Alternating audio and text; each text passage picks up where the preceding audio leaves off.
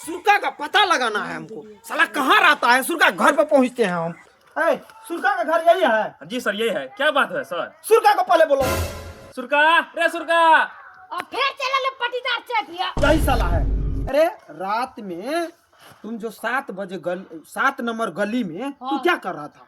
Sir उ तो हम ही रहिए, लेकिन अहाँ केना पता चल गया हम रहिए?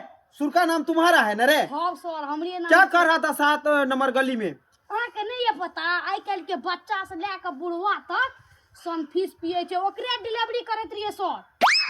ओकरे डिलीवरी करता है? साला इतना छोटा बच्चा या डिलीवरी करता है? कितना रात में छपा है रे? सर 10,000 छाप लिए, लेकिन अहाँ का पता चल गया 5,000 अहूँ रख लियो, लेकिन हमरा छोड़ दियो। घुसखोर पुलिस हमरा नजर आवे छियै रे। घुसखोर पुलिस जाय छियै बेचे ला, अहूँ का और दे दब 10,000, लेकिन हमरा छोड़ दियो सर। छोड़े वाला भाई ने जो साला जेल में चेकी पिसाएंगे साला। छोटा छोटा बच्चा साला ये सनफिश गांजा दारू हफीम सभी बेचता है साला। चलो भैया रखा दो। चलो।